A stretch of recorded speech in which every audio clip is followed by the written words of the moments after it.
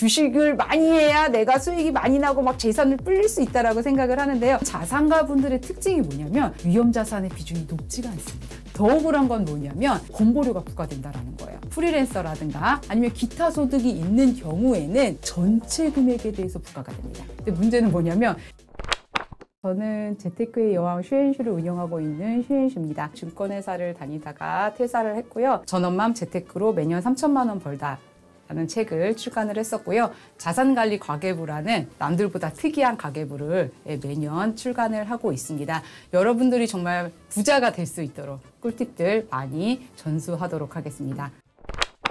오늘의 주제는 파킹 통장입니다. 파킹 통장 하면은 굉장히 좀 쉽게 생각하고 재테크의 아주 기본이라고 생각을 하는데요. 파킹 통장에도 사실 종류가 굉장히 많고요. 또 거기에 따른 투자 유의점도 함께 알려드리려고 하고 있습니다. 최근에 이제 마땅한 투자처가 없어요. 그러다 보니까 이제 잠시 머무는 투자처인 파킹 통장에 계속 자금이 좀 몰리고 있고요. 아니, 이 자금이 다 어디서 나오지? 할 정도로 정말 단기성 자금들이 굉장히 몰리고 있거든요. 거기다가 이제 최근에 또 물가도 굉장히 높은 수준이잖아요. 그러다 보니까 어디에다 맡기는 게 좀 애매해라고 생각해서 파킹 통장에 넣어두는 경우가 굉장히 좀 많은 것 같아요. 파킹 통장은 파킹이라는 단어 그대로 차를 주차했다 넣었다 이렇게 하듯이 돈도 자유롭게 넣었다 뺐다 하는, 그러니까 우리 쉽게 말해서 수시 입출금 통장 생각하시면 됩니다. 보통 수시 입출금 통장으로 또 투자를 한다라고 생각을 하시면 CMA로 생각하시는 분들이 굉장히 많으세요. 그런데 CMA는 이제 증권사 상품이고요. 최근에는 파킹 통장이 저축은행, 제2금융권 저축은행 위주로 좀 많이 나오고 있습니다. 근데 이제 두 상품의 차이점은요. 저축은행 같은 경우에는 예금자 보호가 되지만 아시다시피 CMA 같은 경우에는 증권사 상품이다 보니까 예금자 보호가 되지 않는다라는 거. 요게 차이가 있어요. 이제 그렇다 보니까 CMA는 그럼 너무 위험한 거 아니에요? 이렇게 생각하시는 분들이 있는데 걱정하실 필요가 없는 것이 증권사에서도 국공채라든가 아니면은 우량회사채 이런 안전한 채권에 투자를 하고 있기 때문에 걱정 안 하셔도 됩니다. 근데 이제 증권사 CMA는 파킹 통장이라는 단어를 쓰지는 않아요. 그냥 CMA라고 쓰는데 CMA에도 사실은 종류가 4가지가 있거든요. 우리가 이제 보이지 않게 CMA라고만 말을 할 뿐인데 그 안에도 4가지 종류가 있고요. 4가지가 각각 금리가 조금씩 차이가 있기는 있어요. 하지만 들어가는 그 기초자산 자체는 채권, 국공채라든가 우량회사채 요거는 똑같습니다. 그래서 이제 그 4개 중에서 가장 금리가 높은 거 위주로 선택하셔서 투자하시면 됩니다. 중요한 게 뭐냐면요. 파킹 통장도 그렇고 CMA도 그렇고 변동금리 상품이에요. 그래서 내가 가입할 당시에 예를 들어서 나는 3.5일 때 가입을 했다라고 해서 이거 계속 3.5를 주는 게 아니라 금리가 변동이 되면 거기에 따라서 파킹 통장이나 CMA 금리도 변동이 됩니다. 많이 오해를 하시는 게 내가 가입한 시점에 그 금리를 계속 가는 줄 알고 계시는 분들이 많아요. 그런데 그렇지 않다라는 거 꼭 기억을 하셔야 되고요. 그렇다 보니까 금리가 계속 변동이 돼서 제가 제 블로그에 저축은행별로 파킹 통장의 금리를 이제 매우 올리고 있는데요. 현재는 다올저축은행의 FA 커넥트 통장이 가장 금리가 좀 높습니다. 3.5% 정도 수준인데 3.5%면 되게 높은 거 아니야 라고 하시는데 다른 데에도 금리가 다 비슷비슷해요. 사실은 저축은행 같은 경우에는 보통 3%에서 3.5% 사이, 카카오뱅크나 토스뱅크라든가 이런 데는 2%대. 저축은행이 조금 불안해 라고 하시는 분들은요, 금리가 조금 낮더라도 시중은행, 산업은행도 있고요. 방금 말씀드렸던 인터넷은행도 있으니까 그런 쪽들도 이용하셔도 괜찮을 것 같습니다. 저는 개인적으로는 제한이 없다 하더라도 예금자 보호 한도가 되는 5천만 원까지 투자하실 것을 추천을 드려요. 그래서 내가 금액이 좀 많아요. 저는 한 몇 억 있어요. 라고 하시는 분들은 저축은행별로 좀 쪼개가지고 5천만 원씩 나눠서 투자하시는 것을 저는 추천을 드리고 있어요. 최근 파킹형 ETF에 대한 문의가 좀 있어서 저도 이제 얼마 전에 이거를 블로그를 통해서 포스팅을 한 적이 있었는데요. 파킹형 ETF라는 건 장점과 단점이 굉장히 뚜렷한데요. 그 이유를 설명해 드릴게요. 제가 그 화면으로 지난 6월 20일 종가를 기준으로 해서 코덱스 KOFR 금리 액티브 합성 이 ETF를 제가 이렇게 캡처를 해왔습니다.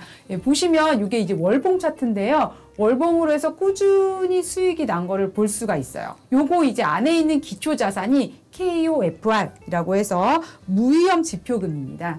무위험 지표금리 좀 어렵게 느껴지는데요. 네, 국채를 담보로 하는 이제 RP라고 생각을 하시면 됩니다. 이제 국채를 담보로 했기 때문에 굉장히 안정적으로 운용이 된다라고 보시면 될 것 같고요. 22년 4월 말에 상장이 됐어요. 현재까지 2년이 넘게 운용이 되고 있는데 1년 수익률로 따졌을 때에는 3% 중반대의 수익률이 나오고 있습니다. 그러면 왜 파킹 통장을 쓰지 않고 요거를 쓰나요? 라고 하시면 이유는 크게 두 가지가 있습니다. 뭐냐면 우리 파킹 통장 같은 경우에는 내가 주식을 예를 들어서 살려고 그러면 파킹 통장에서 빼서 주식 계좌로 들어가야 되고, 그 다음에 내가 주식을 이제 팔았어요. 그리고 나서 요거를 잠시 쉬어가야겠다라고 하시면 요거를 다시 또 파킹 통장에다 넣어가야 되는 요런 이제 번거로움이 있는데, 내가 요거를 주식을 팔고 그냥 바로 파킹형 ETF를 사가지고 파킹형 통장처럼 굴리는 거죠. 그리고 내가 다시 주식을 사고 싶다라고 했을 때는 매도해서 바로 살 수 있어요. 또 하나는 뭐냐면요, 내가 따로 계좌 개설을 안 해도 된다라는 거예요. 주식 계좌만 있으면 언제든지 주식 매매처럼 자유롭게 할 수 있다라는 장점이 있는데, 내가 파킹형 통장을 쓰게 되면 계좌 개설을 해야 돼요.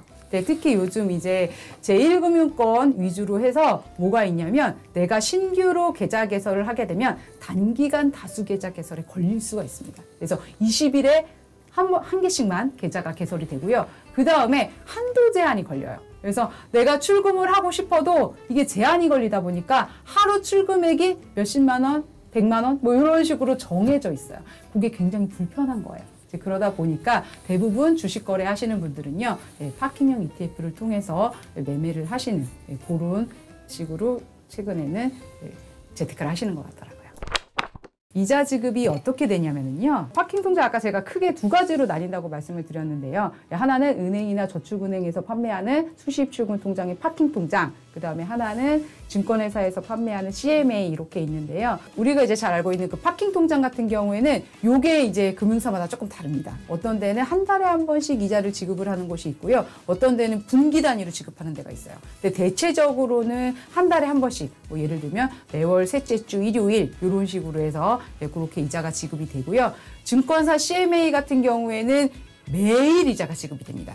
그래서 내가 입금하고 나서 내일 보면 거기에 이자가 붙어 있고, 그 다음날 보면 이자가 붙어 있고, 이런 식으로 매일 붙어요. 그리고 복리 이자가 지급이 됩니다. 원래 파킹 통장의 정말 기본은 어떻게 보면 CMA라고 볼 수 있어요. 왜냐하면 내가 넣은 원금에 대해서 이자가 붙고 그게 다시 원금이 돼서 또 이자가 붙는 그런 복리 개념으로 이자를 지급을 하기 때문에 저는 개인적으로는 CMA가 파킹 통장의 가장 원조가 아닌가 이렇게 생각하고 있습니다. 주의해야 될 사항이 몇 가지 있거든요. 대체적으로 많이 잊으시는 게, 파킹 통장 뭐 수익이 얼마 되겠어 라고 생각을 해서 그 이자 수익에 대한 금융소득 종합과세의 대상이 된다는 걸 많이 잊어버리세요. 그래서 저도 이제 그 재테크 관련해서 블로그를 하다 보니까 이런 댓글들이 가끔씩 달릴 때가 있어요. 최인신님, 저 파킹 통장 수익 생각을 안 했는데 나머지 금융자산에서 내가 금융소득을 냈는데 겨우겨우 금융소득 종합과세 그 대상이 2천만 원을 안 넘겼는데 나중에 파킹 통장 때문에 넘겼다는 분들이 굉장히 많은 거예요. 그래서 이런 부분들을 생각하셔야 됩니다. 나중에 금융소득 종합과세의 대상이 된다는 거를 꼭 기억을 하셔야 돼요. 분기에 나오는 소득이 그거 배당소득이다라는 거는 잘 알고 있고요. 그 다음에 예적금 투자해서 거기서 나오는 소득도 이자소득이다라는 거는 잘 알고 있는데, 파킹 통장에서 나오는 소득은 무시하는 경우가 굉장히 많다라는 거죠. ELS 투자, 예금 투자 많이 하고 계시는데, ELS 투자 같은 경우에, 예금 투자 같은 경우에 어떻게 소득이 나뉘냐면, ELS 배당소득, 예금은 이자소득이 됩니다. 근데 내가 예를 들어서 1억을 투자를 했어요. 1억을 각각 자산 배분을 위해서 ELS에 5천만 원 투자하고 예금에 5천만 원 투자를 했는데 각각 3년 만기에다가 투자를 했어요. 그래서 ELS가 계속 조기 상환이 되지 않고 만기에 상환이 되고, 예금도 이제 마찬가지로 예금은 만기에 상환이 되니까 3년짜리에 넣어서 3년 만기가 됐다라고 가정을 해서 제가 이제 예시를 해왔는데요. ELS 같은 경우에는 수익률을 보통 우리가 쿠폰이라고 얘기를 합니다. 그래서 이 쿠폰 연 9%짜리에, 그 다음에 예금은 연 5%짜리에서 각각 3년이 됐어요. 그랬더니 ELS 같은 경우에는 연 9%다 보니까 거기에 대한 세전 수익이 1,350만 원. 예금 같은 경우에도 내가 5천만 원을 연 5%짜리에 3년을 넣어놨더니 750만 원. 요거를 합산을 하게 되면 세전 수익이 2,100만 원이 되게 됩니다. 그러면 금융소득 종합과세 가뿐하게 넘습니다. 우리가 금융소득 종합과세라고 하면요, 에휴 그거 뭐 몇십억 자산가들이나 하는 얘기지 나하고는 전혀 상관이 없다라고 생각하시는 분들이 굉장히 많은데요. 이렇게 1억만으로도 나는 금융소득 종합과세 대상이 될 수 있어요. 근데 많이 착각하시는 게 뭐냐면 세후 수익 아닌가요? 라고 생각하시는 분들이 많은데 세전 기준이에요. 그래서 금융소득 종합과세는 세전 소득으로 실제로 내가 받은 거를 기준으로 해서 연간 소득이 1월부터 12월 말까지 해서 2천만 원이 넘어가게 되면 내가 요거를 신고를 해야 됩니다. 그러면 이제 다른 소득과 합산을 해서 종합소득세로 해서 이제 세율이 매겨지게 되는데요. 이거 뭐 세금 또 내야 돼? 라고 생각하시는 분들이 굉장히 많아요. 근데 실제로 금융소득 종합과세 신고해서요, 내가 2천만 원이 조금 넘었을 경우에는 내가 내는 세금은 사실 없어요. 네, 거의 없습니다. 그래서 그런 부분들은 너무 걱정하지 않으셔도 되는데 어쨌든 내가 금융소득 종합과세 신고 대상이 되었다는 그것만으로도 굉장히 부담스럽거든요. 그래서 그런 부분들 꼭 기억하셔야 된다는 거. 건보료 이런 얘기도 네, 맞습니다. 아까 2,100만 원이 나왔을 경우에는 실제로 내가 금융소득 종합과세를 따로 부과하지는 않아요. 신고를 하게 되면. 특히 내가 전업맘이라서 아무 소득도 없고 딱 그 2,100만 원만 있다라고 하면은 금융소득 종합과세 신고를 한다 하더라도 내가 추가로 납부해야 될 세금은 없는데 뭐가 문제냐면 바로 건강보험입니다. 나는 지금 신랑이 근로소득자여서 신랑이 직장가입자로 되어 있으니까 그 밑에 피부양자로 대체적으로 이제 들어있어서 지금까지는 건강보험료를 한 번도 낸 적이 없어요. 대체적으로 전업주부들은 이제 그런 경우가 굉장히 많은데 금융소득 종합과세를 신고함과 동시에 나는 이제 어떻게 된다? 그 피부양자에서 제외가 됩니다. 그리고 어떻게 된다? 나는 지역가입자로 가입이 돼요. 그래서 이게 굉장히 사실 억울한 게 뭐냐면 그 2,100만 원 중에서 100만 원만 사실 넘은 거잖아요. 근데 그 100만 원에 대해서 건보료가 부과된다라는 거예요. 더 억울한 건 뭐냐면 저처럼 이제 슈인 씨처럼 프리랜서라든가 아니면 기타 소득이 있는 경우에는 그때는 금융소득이 2천만 원이 대상이 아니라 1,000만 원만 초과하더라도 건보료가 부과된다라는 거예요. 근데 문제는 뭐냐면 이 1,000만 원 초과되는 금액이 붙는 게 아니고요. 전체 금액에 대해서 부과가 됩니다. 지역가입자고 그다음에 예전에도 소득이 조금 있었다라고 하시는 분들은 그런 분들 진짜 주의하셔야 돼요. 왜냐하면 금융소득 1,000만 원 넘기는 생각보다 쉽거든요. 네, 1,000만 원만 넘어도 나는 전체 금액에 대해서 건보료를 내야 되기 때문에 이런 부분들을 항상 인지를 하고 계셔야 돼요. 제2금융권 금리가 좋은 건 알겠는데 이거 너무 불안해요 라고 하시는 분들도 많으신 것 같아요.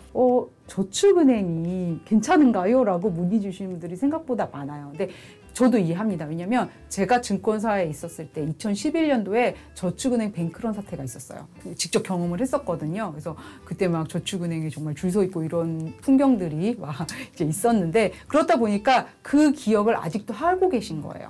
그래서 저축은행에는 나는 아예 안 한다. 차라리 마음 편하게 제1금융권만 하겠다라고 하시는 분들이 많은데 지금은 좀 상황이 많이 다릅니다. 그 2011년 뱅크런 사태 이후로요. 지금은 이제 금감원에서 항상 그 저축은행을 예의주시하고 있어요.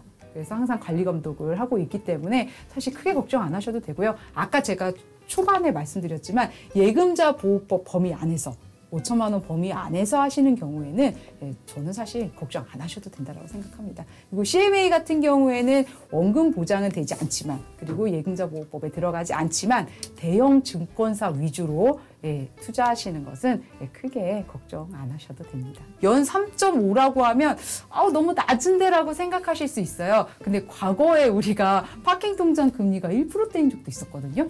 그럴 때 생각하면 절대 낮은 금리가 아니니까 내가 단기적으로 자금을 좀 보관해야 되겠다라고 하시는 분들은 파킹 통장 추천합니다. 제가 이제 증권회사 출신이다 보니까 슈엔슈님 자산의 비중이 어떻게 되나요? 라고 물어보시는 분들이 많은데요. 저는 의외로 제가 퇴직하고 난 이후로는 주식의 비중을 좀 많이 줄였어요.